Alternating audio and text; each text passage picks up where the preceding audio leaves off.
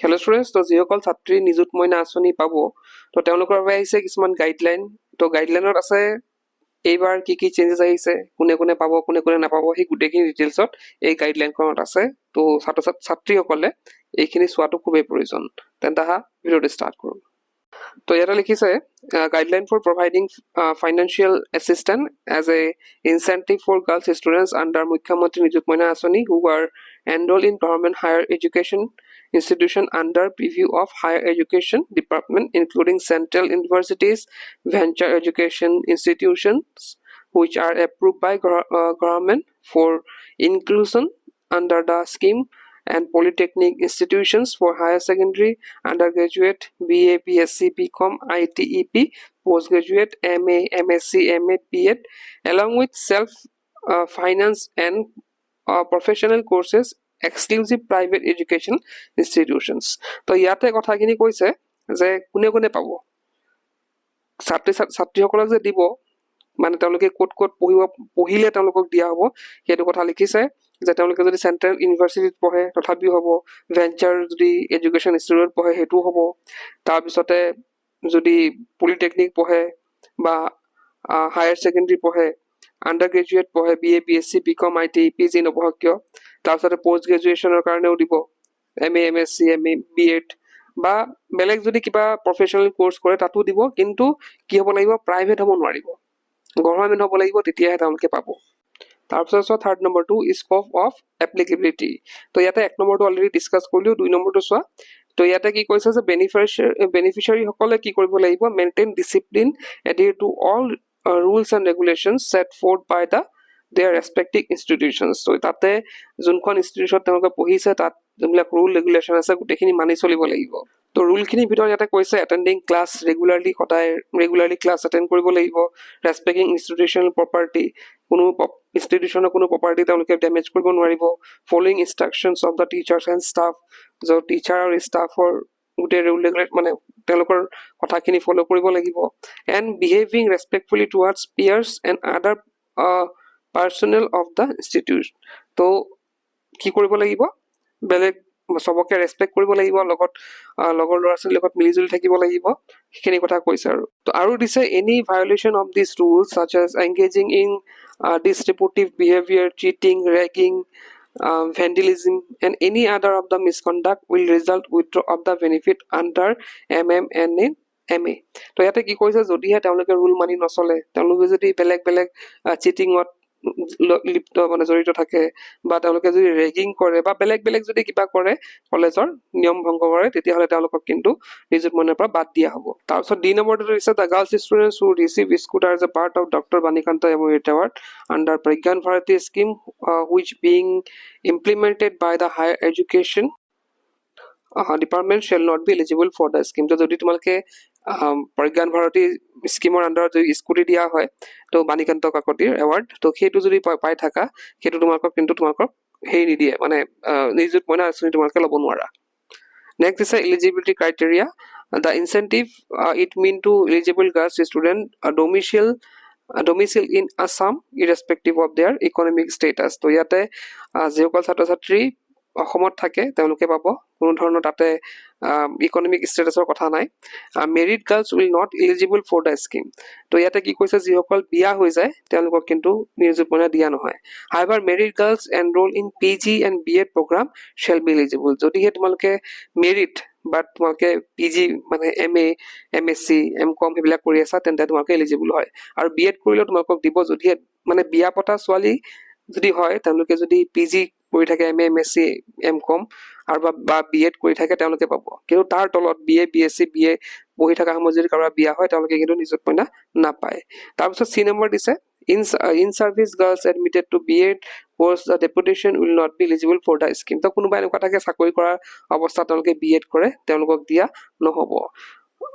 daughters' of minister, MPs, MLAs are not eligible for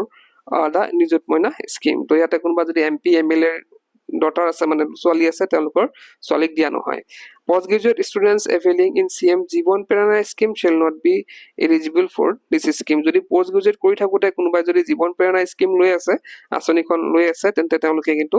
নিযুত মইনা ল'ব নোৱাৰিব from the academic year 2027-2008 onward the girls enrolled HS UG PG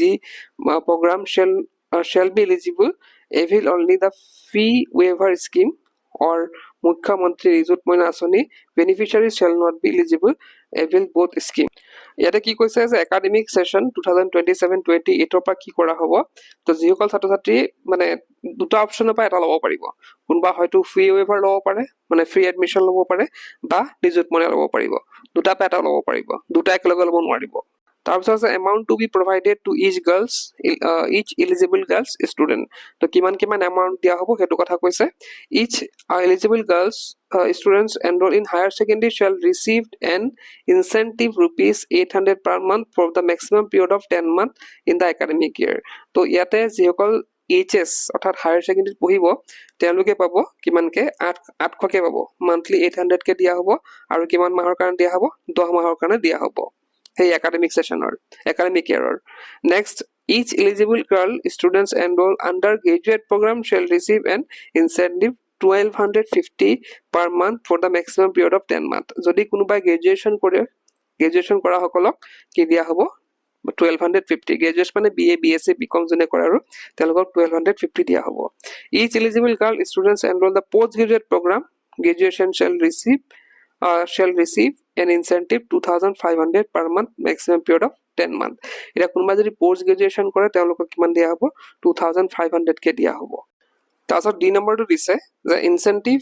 of 800 for the first and second year and 1250 for third year per month shall be paid each of the eligible girl students enrolled in government political institution for a maximum period of 10 months in the academic year তো ইয়াতে কি কৈছে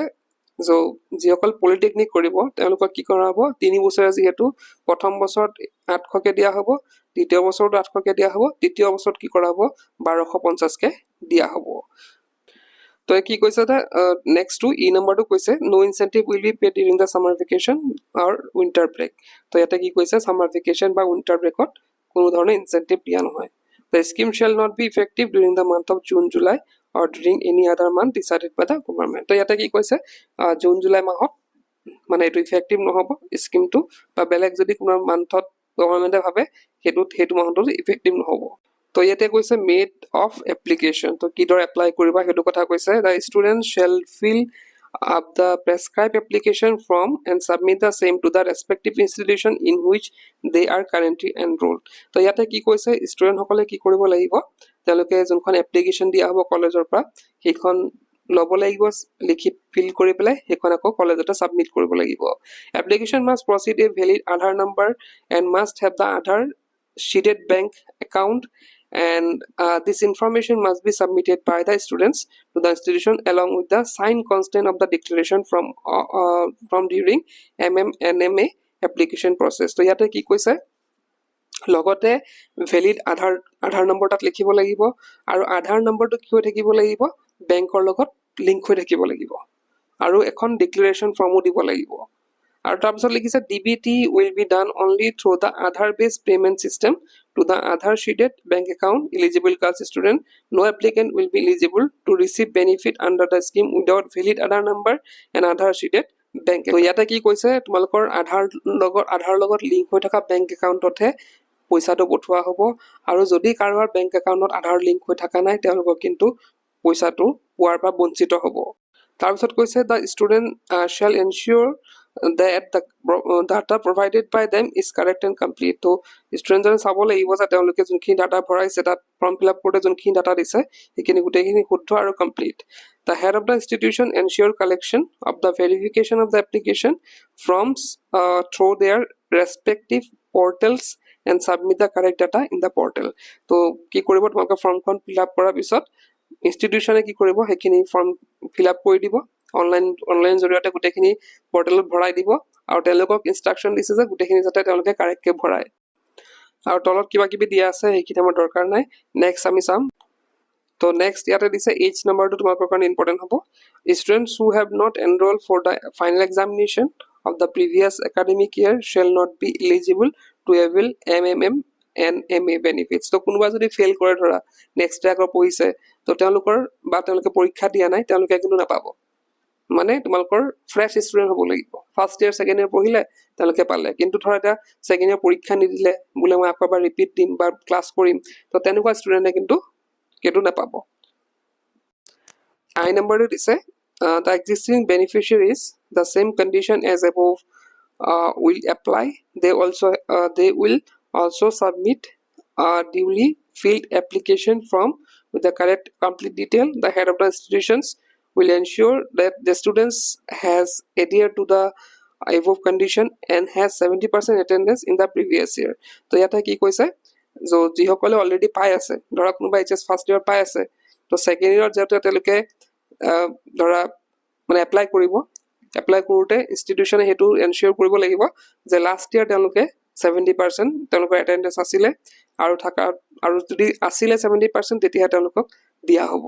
আৰু last আছে mode of payment হেতু মই already কৈছিলে যে যোনটো নম্বৰত আধাৰ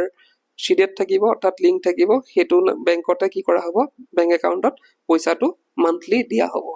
তো এইখিনি আছিল নিযুত মাইনাৰ কিছুমান কন্ডিশন আৰু এটা কথা ইয়াতে যদিহে তোমালোকৰ আধাৰ কাৰ্ডটো লিংক হৈ থকা না বেংক একাউণ্টৰ লগত প্ৰথমতে তোমালোকে হেতু কাম কৰা আৰু অতি সোনকালে তোমালোকৰ